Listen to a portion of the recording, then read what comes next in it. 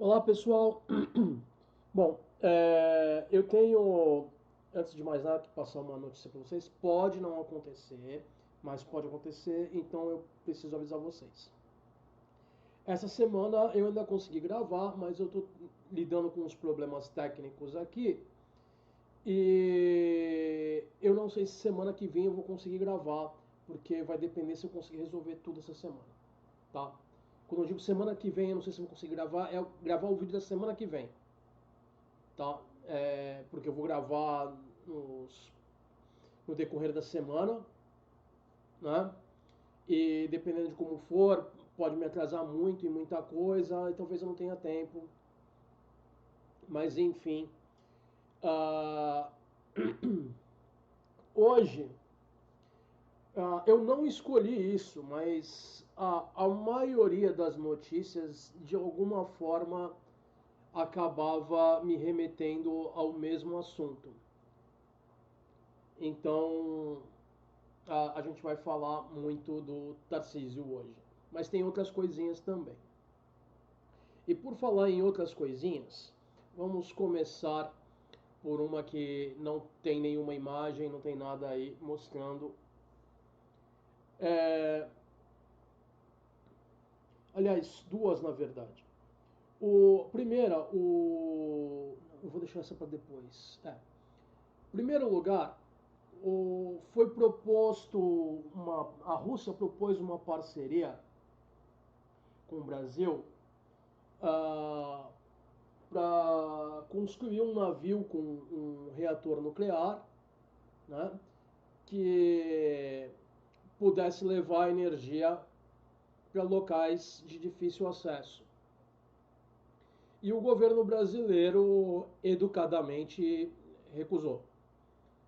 Mas vocês falam, pô, mas se esse projeto, e os russos já têm um navio desses, lá que atravessa o gelo do Ártico para levar energia a locais remotos. Por que a gente não vai querer alguma coisa similar aqui? Porque a gente já está desenvolvendo isso. O governo brasileiro já vem trabalhando nisso. E isso é um produto direto do projeto do submarino nuclear. O reator nuclear que vai no submarino nuclear que a gente está construindo, ele é inteiramente de tecnologia brasileira, de conhecimento, com conhecimento brasileiro.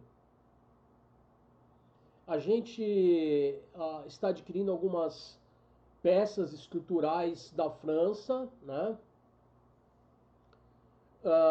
Mas o reator em si é completamente brasileiro. Para quem não sabe, o Brasil já tem há várias décadas conhecimento total do ciclo completo do urânio. A gente sabe usar, se a gente quiser enriquecer o urânio para fazer uma bomba, a gente consegue, a gente só não tem legislação para isso. Tá?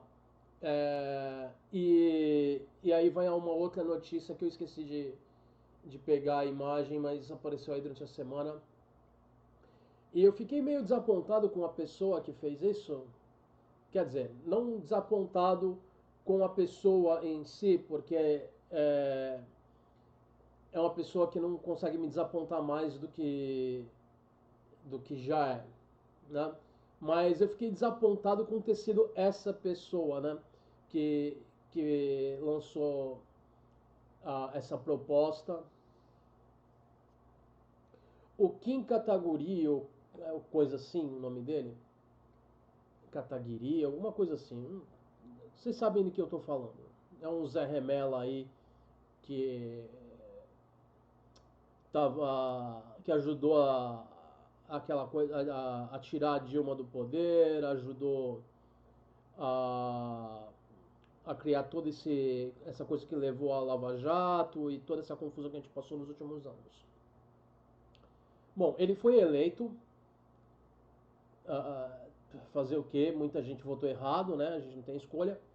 Mas ele colocou uma proposta de uma lei que permitiria que a gente construísse uma bomba nuclear aqui no Brasil.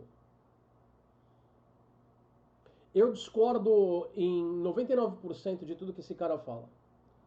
Mas agora ele falou uma coisa com a qual eu concordo. Eu não escondo isso de vocês. Eu já falo aqui há algum tempo. Eu sou a favor de que o Brasil tenha uma arma nuclear, porque a gente vê que o cenário internacional está cada vez mais instável. As instituições internacionais que promovem a paz, cooperação, etc., ou pelo menos deveriam fazer isso, não fazem nada. A gente vê os Estados Unidos colocando as embarcações deles ali perto da Venezuela, eles estão mandando tropas para a Argentina e mais um ou outro lugar aqui na América do Sul. Uh, e o Trump, apesar de que agora ele está se dando bem com o Lula, entre aspas, né? Ele é um cara muito mercurial, ele muda de humor a todo tempo, ele é completamente errático, ele não presta atenção em relações internacionais, ele não entende de economia, né, comércio internacional, uh, enfim. A gente está vivendo num mundo bizarro graças a, a um cara senil, sociopata e. Senil, sociopata, arrogante e muitas outras coisas, né? Enfim, com acesso a um dos maiores arsenais nucleares do mundo.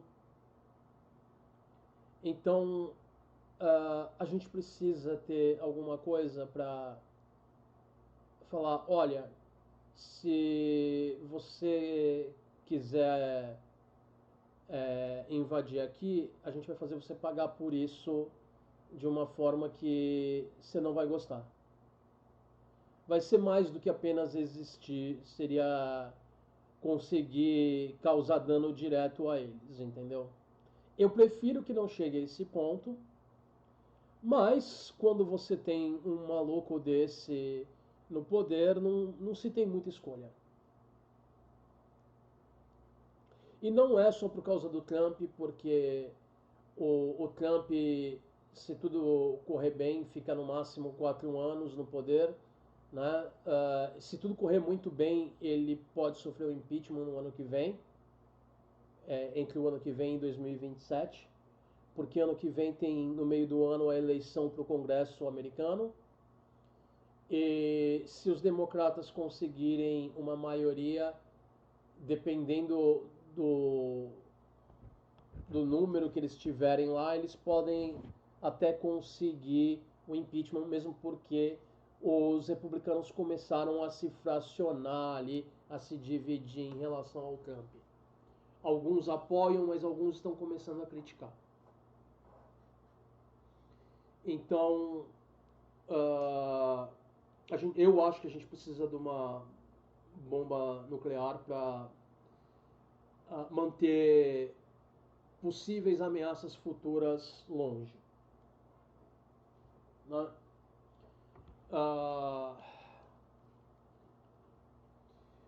Ter uma arma nuclear automaticamente te dá um poderio a nível internacional de negociação que você não teria sem.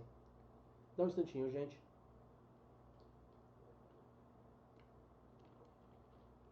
Tomando uma aguinha. E eu acabei de me lembrar que a água está gelada. Eu não sei se vocês estão ouvindo, mas eu tô com um sistema de condicionador de ar novo aqui. Ele tá ligado, eu tô deixando ele ligado agora, tá só em ventilador no momento, mas eu tô falando isso para vocês porque eu não sei se o som deles está sendo captado, quer dizer, o som do aparelho está sendo captado microfone. Eu não sei porque eu falei eles, eu tô cansado, gente. Eu tô gravando isso de madrugada, desculpa. Então, eu não sei se o som está sendo captado pelo microfone. Se tiver e alguém quiser falar, pô, estava sendo, eu posso tentar ver se eu consigo ajeitar isso de alguma forma para diminuir, enfim, né? Ah, mas se não tiver, melhor. Enfim, vamos lá. Então eu sou a favor da bomba, como vocês sabem. E eu fiquei meio triste que foi justamente esse cidadão que concordou comigo. Vocês não são obrigados a concordarem comigo. Se quiserem conversar comigo, isso nos comentários, me convencer de uma posição diferente, fiquem à vontade. Eu estou sempre aberto ao diálogo, desde que seja um debate civilizado, que os argumentos sejam corroborados, né? Mas é muito simples. Qualquer governo que se opôs aos interesses americanos nas últimas, sei lá, nos últimos 80 anos, qualquer um que se opõe aos Estados Unidos, eles fazem de tudo para derrubar, exceto aqueles que têm armamento nuclear. Vê se os Estados Unidos vai se meter lá com a Coreia do Norte. Ele não vai se meter com a Coreia do Norte. Mesmo com o Putin, eles são cheios de nome e toque, apesar de querer conter a Rússia. Mesma coisa a China. Então, e por falar em China, a guerra comercial Estados Unidos-China voltou a se aquecer, porque os Estados Unidos, mais uma vez, quer bloquear o acesso da China à tecnologia, né? E a China, mais uma vez, é, colocou taxas em produtos americanos.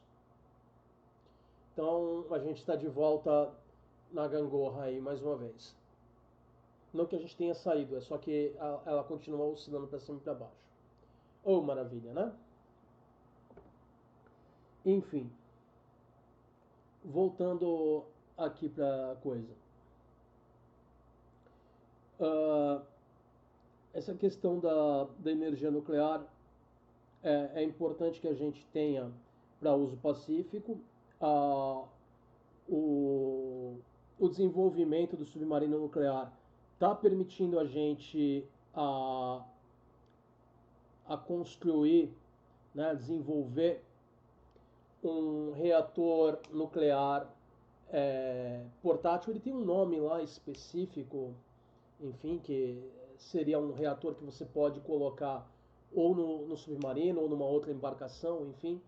E a ideia seria construir depois embarcações que você pudesse navegar pela região norte ali, pelo Amazonas, enfim, e levar energia a comunidades que não têm energia, né? Que é muito difícil receber energia, que precisam depender de geradores e por aí vai. Isso também pode ajudar a, a nossa matriz energética a ser mais sustentável. Então, são todos derivados do desenvolvimento aí da tecnologia do submarino nuclear. Isso aí também serve para aquelas pessoas que falam: pô, mas o Brasil não deveria investir em arma, a gente tem problema de saúde, a gente tem problema de educação, tem problema disso, daquilo, do outro. Só que esse investimento nas Forças Armadas, em construção de aviões, navios e etc., que o governo está fazendo, ajuda a industrializar mais o Brasil. A gente precisa se industrializar. O Brasil hoje ele é referência na produção de aeronaves civis e militares. Por exemplo, a gente tem o cargueiro KC-390, que a gente vai entrar num outro assunto agora com ele, que é uma parceria com a Índia, uma empresa indiana lá, também dessa área militar e o governo indiano, para estar trocando basicamente o KC-390 por caças Tejas, que são caças desenvolvidos pela Índia. E tinha mais alguma coisa que também estava na negociação. O que, que era? Eu não lembro se era um sistema de mísseis ou se era alguma outra coisa.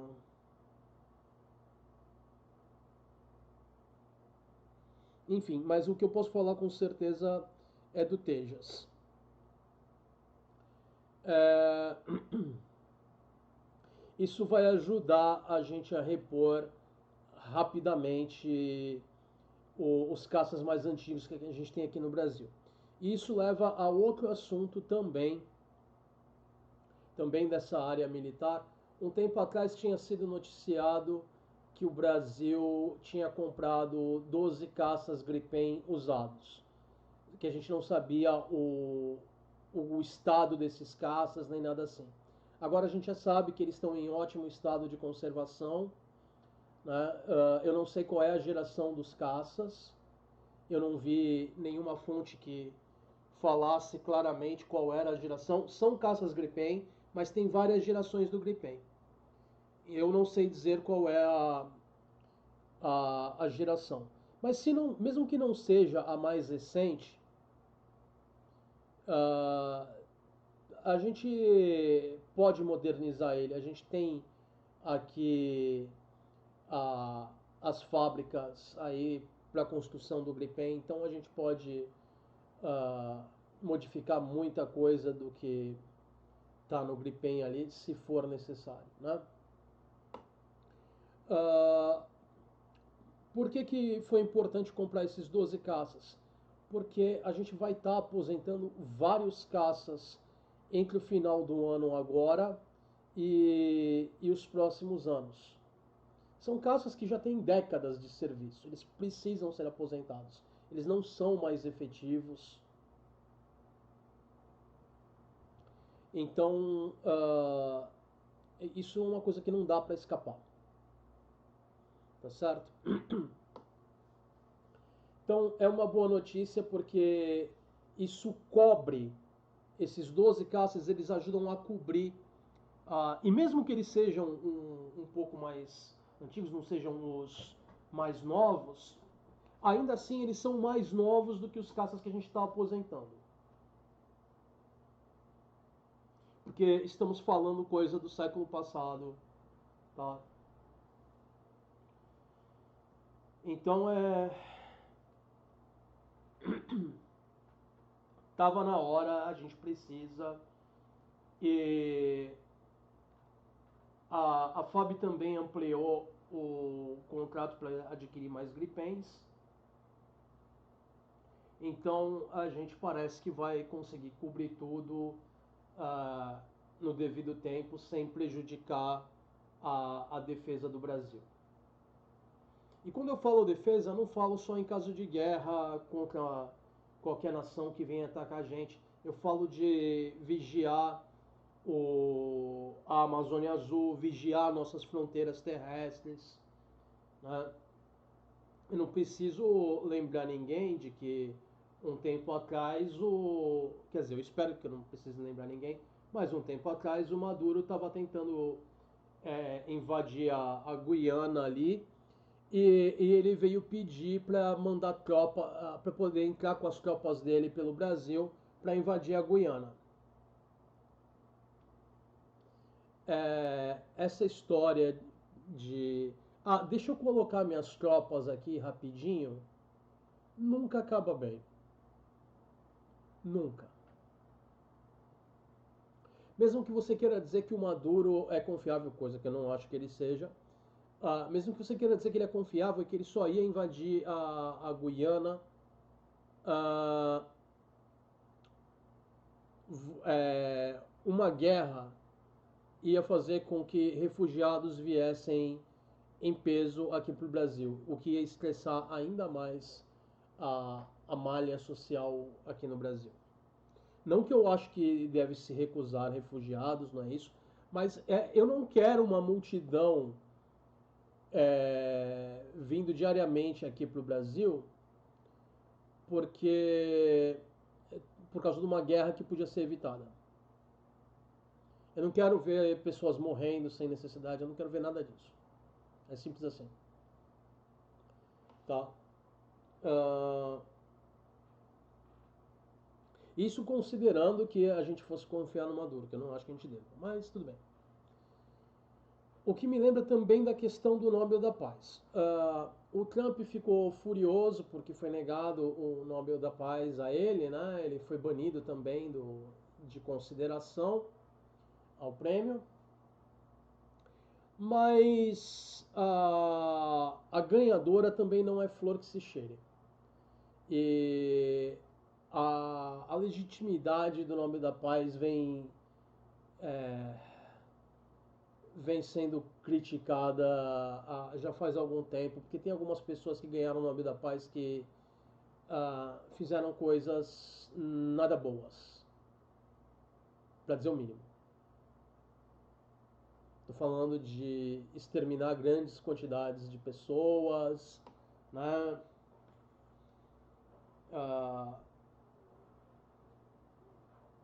E no caso dela, ela está envolvida aí com mandar seguidores dela matarem pessoas na Venezuela numa tentativa de forçar o governo Maduro a ir com força contra o pessoal dela, para ela ter uma justificativa para falar lá pro Trump que ela é de extrema direita, pro Trump invadir e colocá-la no poder. Uns planos completamente insanos que esse pessoal tem. Mas fazer o quê? Enfim. Eles só pensam nisso e dane-se as consequências. Tudo que eles querem é poder, poder, poder, poder, poder, poder, poder, poder. E depois disso, poder. Todo o resto quis-se, né? Bom, além disso, acabei lembrando de muita coisa que eu não tinha pego imagem aí. Maravilha. Eu sabia que tinha mais conteúdo. Uh, Antes da gente entrar nas coisas mais relacionadas ao Tarcísio, que foram vários assuntos que eu peguei em relação a ele durante a semana, eu queria falar dos protestos em Portland. Tá maravilhoso as imagens, os vídeos que estão vindo. A população de Portland tá colocando umas fantasias de bichinho. Tem sapo, tem capivara, tem unicórnio todo colorido com asa, tem o Godzilla, tem o urso, enfim, os mais variados animais ali. E eles vão até a frente do prédio da ICE lá, que é a imigração americana, e eles ficam dançando. Maior parte dos vídeos que eu vi foi durante a noite. Não lembro se tinha algum que era durante o dia, que o pessoal estava de fantasia. Mas durante o dia, eu peguei essa imagem, no momento que eu peguei, estava ao vivo, tinha essa pessoa aí com uma bandeira do One Piece. Vocês podem ver aqui no fundo, e que eu coloquei na miniatura aí. E uma referência, caso alguém não veja o One Piece e não sabe do que eu estou falando, os personagens principais no One Piece são um grupo de piratas que são basicamente piratas só no nome. Eles não fazem as coisas que piratas históricos faziam. Eles não saem por aí pilhando e fazendo coisas más por aí. Eles são basicamente pessoas que se aventuram num barco e eles têm uma bandeira pirata, tá? E essa é a bandeira deles. Ah, não é a primeira vez que, nem a segunda que a gente vê a bandeira do One Piece aparecendo em protestos pelo mundo, mas uma que ficou bem famosa foi, desculpa gente, os protestos. ah, hum, ai,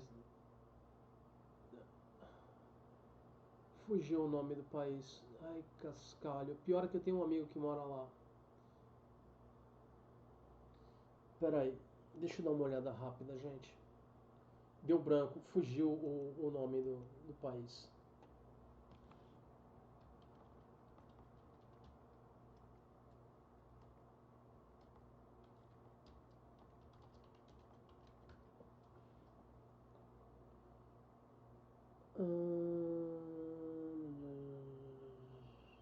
Nepal. Também já apareceu na Indonésia e nas Filipinas, mas no Nepal a coisa ficou muito séria. Eu não vou falar da política no Nepal, porque é muito complexa. A gente teria que falar de décadas e décadas de política para entender o momento que eles estavam vivendo. Mas eles têm uma série de variações do Partido Comunista que ficam trocando toda hora. E tem coisas ligadas à corrupção e uma série de problemas ali. ah, e levou aos protestos. E num dos protestos, a primeira-dama foi queimada literalmente ah, até o fim. Tá? É, então, ah, eu sou fã de One Piece. Eu leio o mangá, eu vejo o anime. Eu estou um pouco atrasado no anime, mas quando eu tiver tempo eu assisto. Eu acho que eu estou uma ou duas semanas atrasado no anime. Enfim, agora com essa semana eu acho que 3 semanas talvez. Mas eu já sei tudo o que está acontecendo porque eu leio o mangá. Estou bem à frente do anime. Então eu não me importo muito em estar assistindo toda semana o anime. Às vezes eu acabo maratonando e assisto até ficar atualizado. É que às vezes acontece de não dar tempo e aí eu deixo passar. Bom, enfim, eu fico feliz que a mensagem de lutar contra o autoritarismo do One Piece está sendo vista pelo mundo, mas ao mesmo tempo eu fico triste de, em alguns casos, ela estar associada a manifestações violentas. Eu não falei muito disso aqui, dessa coisa do Nepal, porque é uma situação muito complexa. E vocês encontram vídeos na internet tratando disso, mas eu, francamente, eu não tenho tempo de me debruçar nisso agora, tá? A gente está tendo muita loucura aí com outras coisas. Se eu tivesse calma, quem sabe eu até fizesse isso, mas eu prefiro dar importância a outros assuntos. Enfim, mas vocês encontram até no YouTube vídeos falando disso, porque eu já vi. Eu não vou roubar o trabalho de ninguém e falar que eu fiz a pesquisa e colocar para vocês, não. Então, se vocês quiserem ver, procurem aí, para que as pessoas que fizeram esse tipo de coisa tenham um devido crédito, tá? Uh, então, vamos a um assunto tangencialmente ligado ao Tarcísio e depois a gente encerra com várias coisas do Tarcísio, porque essa semana foi um festival de desastres do Tarcísio, né? Ah, então vamos lá.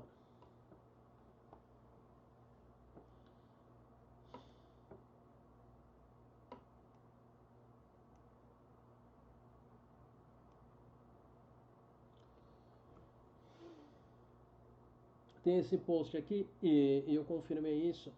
Não é só o Carrefour, tem várias empresas, entre elas o Burger King, mas essa notícia aqui fala especificamente do Carrefour. Que o Carrefour coloca 700 lojas à venda e anuncia a saída da Argentina. E aí eles falam, a extrema-direita dando certo. Eu falei que é parcialmente tangencial ali a coisa do Tarcísio, porque uns meses atrás ele estava falando para empresários brasileiros que a Argentina e o Milei são a melhor coisa do mundo, que ele quer aplicar o modelo do Milei aqui e não sei o que, não sei o que lá. Olha o desastre. Uma franquia internacional, tá, mais de uma na verdade, porque o Burger King também está saindo, ah, não consegue ficar lá, não consegue ver a Argentina como um local onde ela possa sobreviver, né? E a coisa tá tão séria que o Carrefour não está conseguindo encontrar comprador para as lojas dele. Ninguém quer comprar. A comunidade local não tem dinheiro para comprar e ninguém de fora quer colocar dinheiro na Argentina. Esse é o nível da coisa. E o Tarcísio, uns meses atrás, vendia a Argentina como se fosse a melhor coisa do mundo, que o Milei era o deus do neoliberalismo porque ele cortou todos os programas sociais, cortou o orçamento e não sei quantos por cento e não sei o quê. E o Tarcísio falava, nossa, eu achava que isso era impossível, mas o Milei conseguiu, ele é o deus do capitalismo neoliberal. Eu amo o Milei. Essas últimas partes aí de chamar o Milei de Deus e falar que ama, eu adicionei da minha parte. Mas era o quanto ele puxava o saco do Milley na coisa ali de uma forma resumida. Para quem não está acompanhando, a situação na Argentina está muito feia. A Argentina está devendo muito mais do que ela pode pagar. Estão falando que ela vai ter que entregar a companhia petroleira da Argentina para companhias internacionais e basicamente se entregar completamente para os Estados Unidos ali, para os Estados Unidos fazer o que bem entende com a Argentina em troca do governo não implodir imediatamente, incluindo aceitar a presença militar americana dentro do país. Eu não acho que os Estados Unidos vão atacar a gente, mas eu acho que é um sinal de alerta você ter tropas por terra aqui na América do Sul, você ter os navios americanos ali perto da Venezuela. Eu acho que é um imenso sinal de alerta, porque o Trump é maluco. Por um lado positivo, lembrei de uma outra coisa que eu já ia esquecendo de falar. O Brasil ele já tem um sistema de móvel de lançamento de mísseis há muitos anos, que é o Astros. Ele foi modernizado e tal, mas para vocês terem uma ideia do, do quão há quanto tempo a gente já tem isso e da efetividade, quando os Estados Unidos tentou invadir o Iraque e os iraquianos estavam derrubando os caças americanos e bombardeando as tropas americanas uh, com eficiência ali, era uma versão anterior desse sistema que que eu vou estar mencionando agora para vocês, que é o sistema Astros. Ele é basicamente um caminhão com um lançador de foguetes em cima E ele não trabalha sozinho, ele trabalha com outros veículos é, para fazer todo o serviço aí de rastrear o alvo, programar o bombardeio, etc e tal, coordenar todas as unidades, enfim, né? Mas e a versão mais recente usa inteligência artificial, usa uma série de recursos aí para aumentar a efetividade disso, mas não é do sistema Astros em si que eu quero falar para vocês. O Brasil ele já vinha desenvolvendo o Mansup ER, que era um míssil que tinha alcance estendido para atingir navios, esse míssil. E ele vai até 300 quilômetros, é um dos melhores do mundo em termos de alcance. E essa semana a gente teve notícia que teve um teste do Mansup que já tinha sido lançado das fragatas que a gente tem aqui no Brasil, mas agora essa semana a gente teve a notícia que ele foi lançado com sucesso também do sistema Astros, o que aumenta a capacidade defensiva do Brasil de se defender de qualquer frota estrangeira que queira entrar no nosso território, queira tomar qualquer coisa do nosso território. Aí vocês podem falar, mas quem vai querer tomar território do Brasil? Quem vai querer roubar alguma coisa do Brasil? Se a gente voltar a décadas no passado, coisa de mais ou menos uns 50 e poucos anos, se eu não me engano, a gente teve não um conflito no sentido de conflito militar, mas um conflito diplomático entre Brasil e França, porque tinha pescadores franceses roubando lagostas brasileiras nas nossas águas aqui. A coisa chegou num nível tão ridículo, foi de 70? Sim. Foi no meio lá pelo meio do século XX. Era pós Segunda Guerra, mas eu não tenho certeza da data.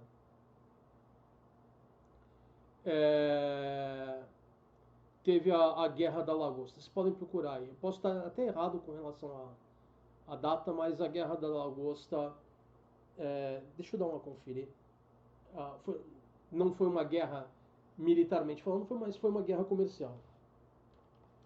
Guerra da Lagosta. Eu nem lembrei agora de última hora. Foi em 61. Tá? A coisa chegou num ponto tão ridículo que a França queria alegar que as lagostas não pertenciam ao Brasil porque as lagostas nadavam, elas não ficavam exclusivamente no fundo do oceano. Eles falavam que elas davam pulinhos e por elas darem pulinhos, elas por algum período de tempo estavam flutuando na água, não andando no solo, por isso elas não eram parte da riqueza, elas não podiam ser consideradas parte da riqueza brasileira. Esse era o nível de idiotice do argumento. Mas a coisa foi resolvida a nível diplomático. E mesmo na época as pessoas faziam piada com relação à lagosta. E a guerra da lagosta. Tá? Enfim. E a França é um país que, por boa parte da história, foi aliada do Brasil. A gente teve, tirando isso, quase sempre uma ótima relação com a França. A França foi o primeiro país a perdoar a dívida externa brasileira. A nossa dívida nunca foi completamente perdoada, a gente teve que pagar muita coisa, mas a França ter perdoado a parte dela Ajudou, ajudou, porque a coisa estava feia na época. Mas mesmo assim, isso mostra que conflitos podem surgir mesmo entre países que se dão bem, tá? Então vamos lá. E não é porque a gente se dá bem em 99% dos assuntos que não vai ter algum assunto que vai dar problema, entendeu? Vamos lá. Vamos lá. Isso é muito importante, o que eu vou falar agora. Também é relacionado ao Tarcísio, por causa das caquinhas que o Tarcísio faz. Mas o Brasil recebeu a primeira remessa do antídoto para intoxicação por metanol. O nome dele é Fomepizol. É tangencialmente ligado ao Tarcísio, porque o Tarcísio só fez caca nesse assunto, né? Enfim. Medicamento não estava disponível no país. Lote com 2.500 ampolas chegou quinta-feira 9 a Guarulhos. Parece muita coisa, 2.500 ampolas, mas vocês têm que entender que isso vai ser distribuído pelo Brasil, porque a gente não tem ideia uh, de até que ponto isso vai. Né? Então, qualquer estado que tenha casos suspeitos deve receber. A gente vai ver aí como isso vai ser distribuído ainda. Mas é um passo importante para a gente lidar com o dano dessa crise. Eu recomendo a todos a se manterem afastados dos destilados, porque você está arriscando danos permanentes até possível deleção da conta do jogo da vida. Eu não estou fazendo pouco, é que eu não posso ficar falando as palavras apropriadas para esse tipo de coisa muitas vezes no vídeo, porque senão eu sou nucado pelo YouTube, tá bom? Mas vocês entendem. Então, por questão de segurança, mantenham-se longe de qualquer coisa do tipo. Eu sei que isso prejudica estabelecimentos comerciais e eu sinto muito por isso, mas, bom, não dá pra gente ficar brincando com a saúde, né? E foi o governo Bolsonaro e o governo Temer que acabaram com um órgão que fazia a fiscalização das bebidas. É o legado da direita.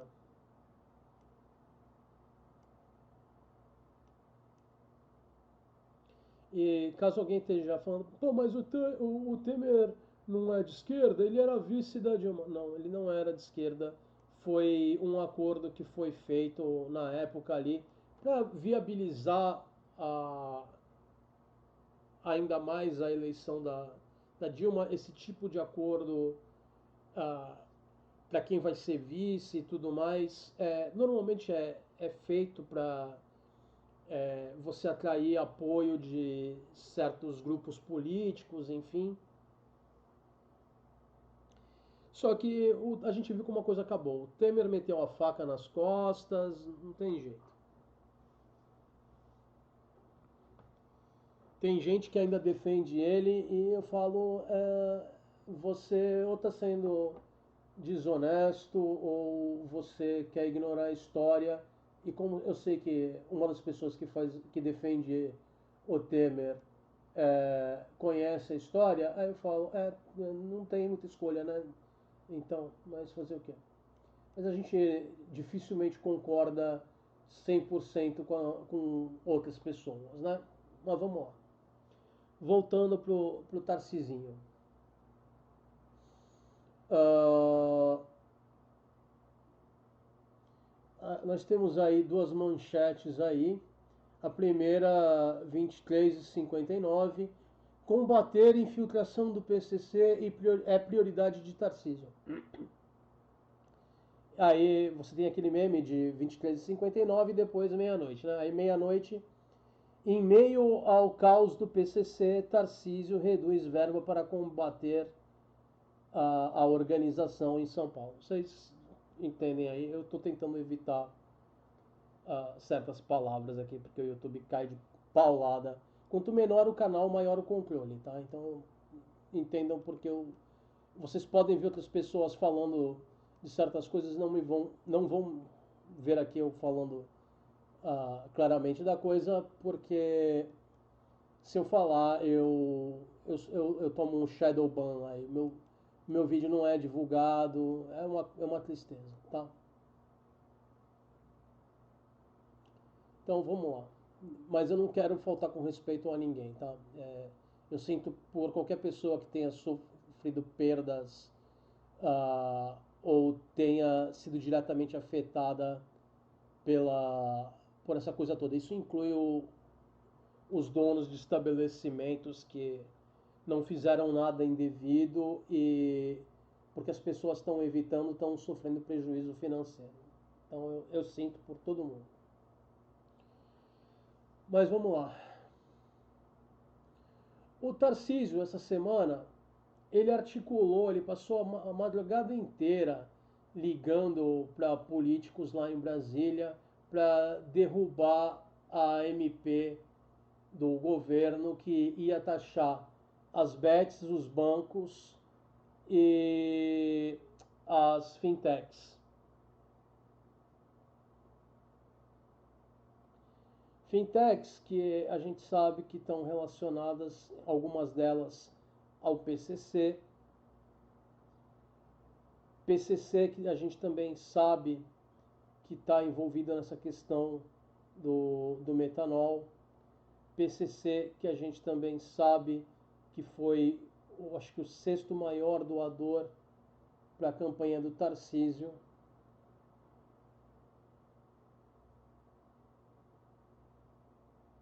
Então, pois é.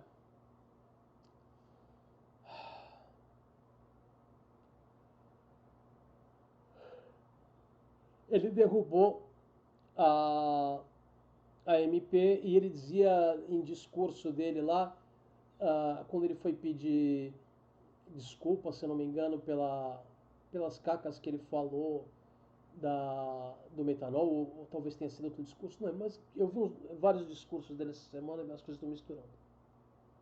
Mas teve um discurso que ele falou que o brasileiro não aguenta mais pagar imposto. Só que quem vai pagar esse imposto, como eu falei para vocês, são as bets, os bancos e as fintechs. Não é a população. O benefício dessa medida provisória, que eles votaram para tirar da pauta, e ela estava. Eles enrolaram até chegar nas últimas horas de validade da medida provisória, e aí votaram para tirar da pauta para ela caducar. Porque eles também não têm coragem de votar contra.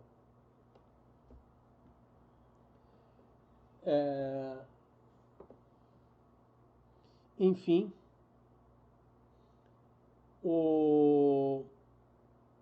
quem ia pagar a conta são essas instituições aí, Bet, banco e fintech, não a população. E quem ia se beneficiar desse imposto ia ser a população, porque isso ia reverter para programas, não só para os mais pobres, como para a classe média, coisas como ampliação do Minha Casa Minha Vida e outros programas para ajudar a dar um gás aí para economia, aquecer cada vez mais a economia brasileira para que o Brasil possa crescer. Né? A gente tem que investir na população porque senão a gente vai ficar subsistindo. É simples assim. E o dinheiro que você investe na população, ele retorna, porque a pessoa gasta o dinheiro aqui no Brasil. Dinheiro que você investe em bilionário, que é outro grupo que estava sendo taxado,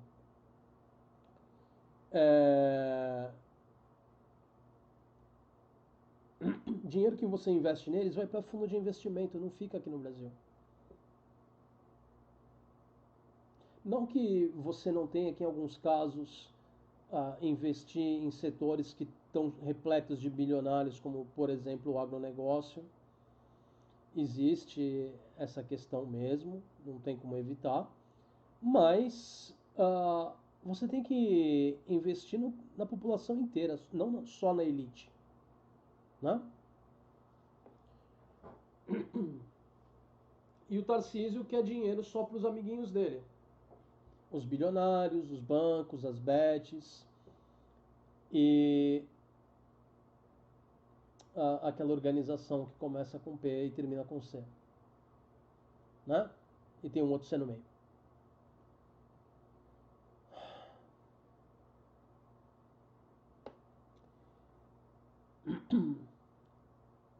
Chega a ser ridículo isso que eu coloquei para vocês aí na tela. O Tarcísio taxa a gorjeta de garçons em São Paulo e a entidade reage, né? Isso afeta hotéis, restaurantes, bares. É o cúmulo você querer cobrar o caixinha que as pessoas deixam para os garçons e garçonetes e empregados do tipo.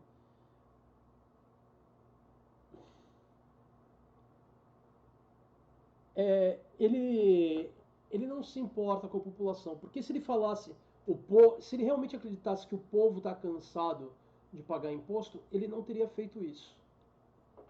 Mas é que o povo dele são os bilionários, os bancos, as bets, né? E não fica só nisso que ele quis colocar a taxa. O perde-perde aí do Tarcísio. O número de pedágios Free Flow em São Paulo vai aumentar de 3 para 58 até 2030. O que é esse pedágio Free Flow, caso você não esteja ciente disso? Você não para no pedágio com uma cancela e paga ali na hora. Você atravessou a estrada, o seu carro é registrado ali como passando ali por aquele trajeto, e aí você tem que entrar online e pagar o pedágio depois. Se você não pagar, aí dá problema. Tá? E ele está aumentando esse pedágio de 3 locais para 58 locais. Mas ele não disse que ele era contra a taxação do povo, que o povo está cansado de pagar imposto. No entanto, ele quer cobrar ICMS de garçom e ele quer colocar pedágio até não poder mais em São Paulo. Porque isso aí quem paga é o povo, não é os amiguinhos dele. O Tarcísio é uma das piores víboras que a gente teve na economia e política nacional.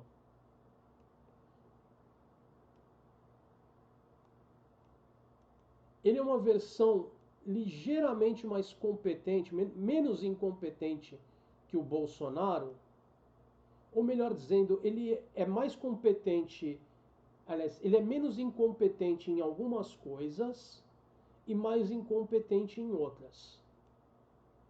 Porque ele, na hora de se vender como político, né, para campanha, esse tipo de coisa, ele não sabe fazer isso, ele só dá um tiro no pé atrás do outro. Antes da gente entrar nessa última aí, deixa eu aproveitar e falar com vocês aí da desculpa do Tarcísio. O Tarcísio, ele tinha falado o negócio da Coca-Cola, né? Que enquanto o metanol não chegar na Coca-Cola, ele não está preocupado. Isso pegou muito mal e aí ele foi pedir desculpa.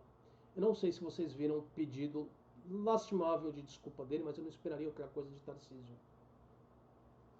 Ele ficou se vangloriando por 90% do tempo do pedido de desculpa, do vídeo de pedido de desculpa, e aí no finalzinho, a desculpa dele é: não fui eu que errei, o erro não foi meu. O erro é da interpretação de vocês. São vocês que erraram. Vocês que não souberam interpretar o que eu falei. Quando o que ele falou foi claro. Que ele não está se importando até a coisa chegar na Coca-Cola. Não que ele não beba álcool. Ele bebe álcool. Porque a gente já teve pessoas falando que beberam com ele e tudo mais, figuras públicas falando isso. Então ele bebe. O que ele está dizendo que ele não bebe agora é porque ele quer o voto evangélico. Entendeu? Ele é um mentiroso, é, egocêntrico, sedento por poder, tal qual o Bolsonaro. Fascista, tal qual o Bolsonaro. Sabujo, tal qual o Bolsonaro, talvez até mais. Porque ele é sabujo até pro Bolsonaro.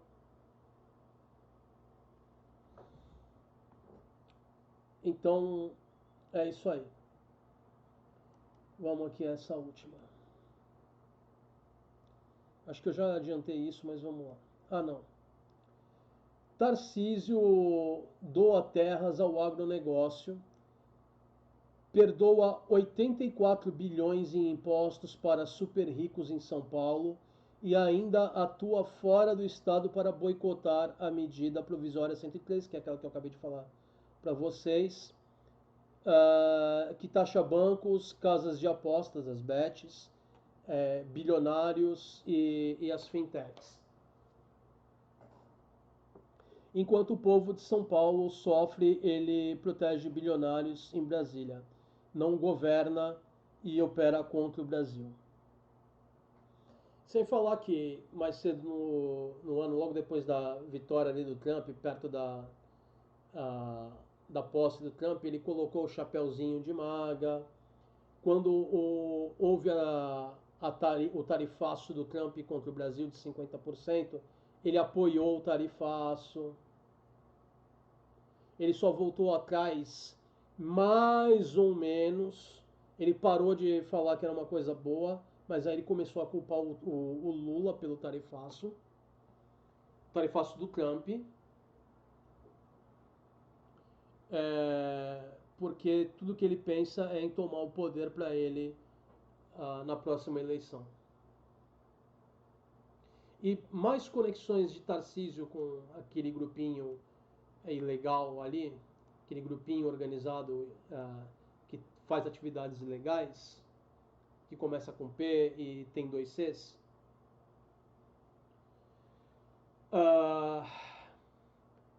A gente vê, teve aquela notícia um tempo atrás aí,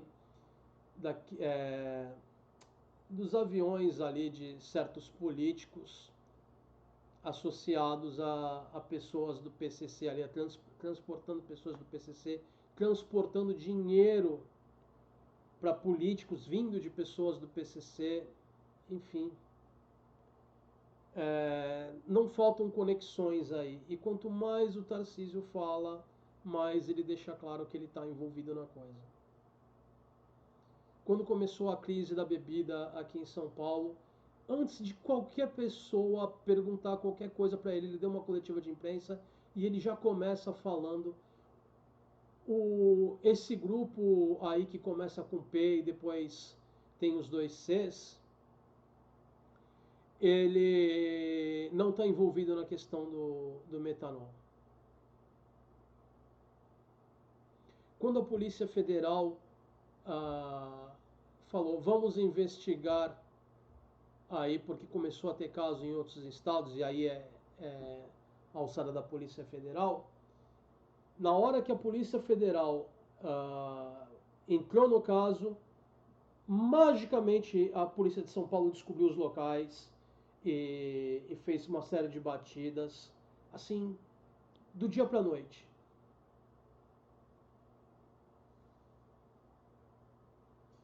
Ele e o Derite, que é basicamente um nazista, a gente viu o que ele fez ali, eu já falei para vocês, já mostrei para vocês aquela coisa daqueles rituais ali a lá a KKK a americana, né? Que é aquele pessoal que põe o capuz branco e apologia àquele grupinho daquele pintor austríaco que viveu na Alemanha e governou a Alemanha no meio do século XX. Vocês sabem de que eu estou falando, né? O cara do bigodinho.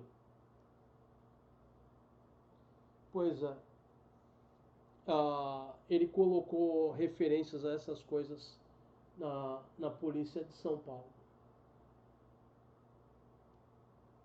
A gente teve o Edir Macedo tentando atrair policiais e militares para o círculo ali evangélico, homenageando eles e não sei o que lá. E o Edir Macedo é do Republicanos. Então a gente vê esses pessoal da extrema direita tudo muito relacionado com coisas muito complicadas. Eles não desistiram de golpe ainda, gente. E se vocês lembrarem de um vídeo que eu até coloquei para vocês, uns trechos de uma entrevista do Flavinho da fábrica de chocolate Bolsonaro, e se você lembra do debate no Rio de Janeiro, você vê que chocolate de verdade não é o único tipo de chocolate que ele fabrica. Ele fabricou uma substância de cor semelhante ao chocolate nas calças dele durante o debate, porque ele não tinha coragem de debater. Não estou zoando. Coloca debate Flávio Bolsonaro, Prefeitura do Rio, e vocês vão ver ali que ele teve um acidente intestinal nas calças.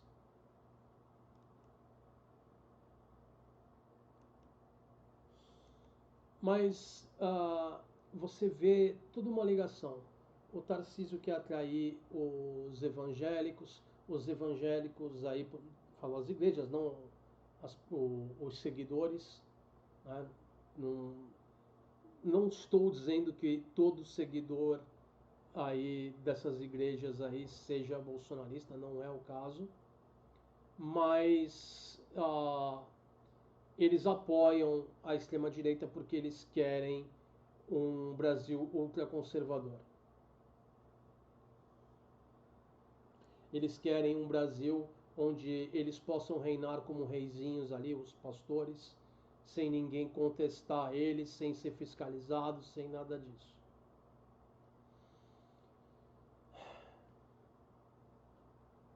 Bom, então é isso aí, gente. A gente tem que ficar de olho, porque, aliás, como estava falando do Flavinho, o Flavinho falou que, em entrevista, que quem ganhasse a eleição de 2026 teria que não só apoiar a anistia, mas bater de frente e usar força contra o judiciário, se o judiciário derrubasse a anistia. Enfim, eles não desistiram. A gente não pode baixar a guarda para eles. E um último assunto, em relação à medida provisória que foi derrubada aí, a perda dela não é do governo Lula, a perda dela é do povo brasileiro. A gente tem que ir para as ruas. O Haddad já falou que o governo vai chamar a população para ir para as ruas. Só não fez ainda porque o Lula agora ele está fora do país, ele está agora na Itália porque vai ter um evento lá com o Papa e também tem a ASEAN aí, que é a, a organização ali, uma organização de países do sudoeste asiático ali. Uh,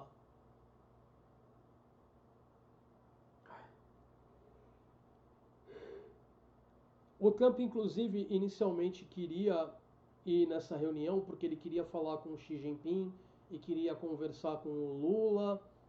E um dos locais que tinha sido sugerido para ele conversar pessoalmente com o Lula seria nessa ASEAN, nessa reunião da ASEAN aí. Agora, com o agravamento da guerra comercial com a China, o Trump tem menos incentivos para ir até a ASEAN. Então a gente não sabe se vai ter uma conversa lá com o Lula ou não, mas o Lula deve ir porque é uma ótima oportunidade para ele estar abrindo mais mercados aqui para o Brasil.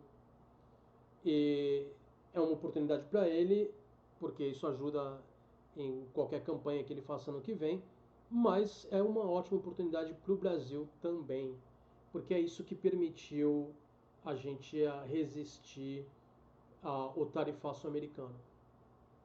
Eu acho que os Estados Unidos agora é o terceiro país, se é que não caiu mais na posição aí, terceiro parceiro comercial, para ser mais preciso, do Brasil, porque em primeiro lugar vem a China, segundo lugar, se eu não me engano, é a União Europeia,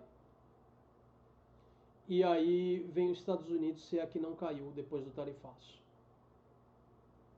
O Trump removeu algumas tarifas já, porque a inflação lá nos Estados Unidos estava feia, ainda está, ainda tem alguns produtos taxados aí. Algumas tarifas foram reduzidas e não, por exemplo, para móveis caiu de 50% para 25%, outras voltaram aos 10% anteriores lá, enfim. Mas a gente está, via de regra, ganhando mais em termos gerais de Brasil do que perdendo durante esse tarifaço aí. Não que a gente não tenha que tentar resolver isso, porque tem setores da economia que são afetados. O PIB do Brasil não é destruído por causa disso, a gente não vai ter economia indo buraco abaixo, mas tem pessoas, tem comunidades que sofrem por causa disso, porque dependiam desse comércio aí com os Estados Unidos. Então, para o bem de todo o Brasil, a gente precisa tentar resolver. Mas para o bem do Brasil em geral, não pesa muito. Tá? Eu não estou diminuindo o sofrimento dessas pessoas. O Lula fez o possível para ajudar aí, com ações emergenciais aí para lidar aí com essa crise que apareceu. Mas se a gente puder resolver, melhor, né? A gente só não pode entregar nossa soberania. Bom,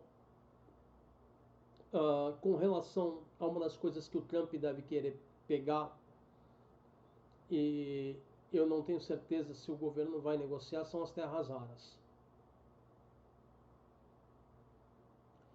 O Brasil está investindo em explorar as terras raras, não só apenas exportar o minério. Então, eu acho difícil, também por causa da parceria com a China, que seria um golpe diplomático contra a China se a gente negociasse as nossas terras raras.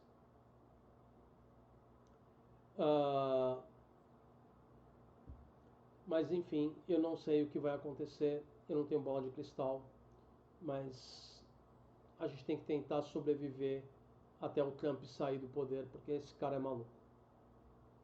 Mas a gente também está vendo uns sinais de conflito entre ele e o Marco Rubio, que é um republicano aí, que é o chefe de Estado dele, é o cara que está responsável pela negociação, porque ele é o chefe de Estado ali, o secretário de Estado americano, não tem alternativa, ele é o cara que tem que ficar com essa negociação. Mas ele é filho de cubanos, a família dele era de traficantes de drogas cubanos que fugiram para os Estados Unidos quando Fidel tomou o poder, e por isso ele odeia governos de esquerda, principalmente na América Latina. E ele espuma de raiva contra qualquer governo de esquerda, o que inclui o governo Lula. Mas ele está sendo forçado a negociar, porque senão o Trump certamente vai tirar ele do cargo. E é isso aí. Ele foi ordenado a negociar, então vai negociar. Mas a gente está vendo uns sinais de atritos entre o Rubio e o Trump. Quanto melhor, quanto maior o atrito entre os membros do governo Trump, os republicanos em geral ali entre si e com o Trump, melhor, não só para a gente, mas para os Estados Unidos e para o mundo todo. Bom, era o que eu tinha para falar. Eu agradeço a atenção de vocês e eu vejo vocês no próximo vídeo. Até mais.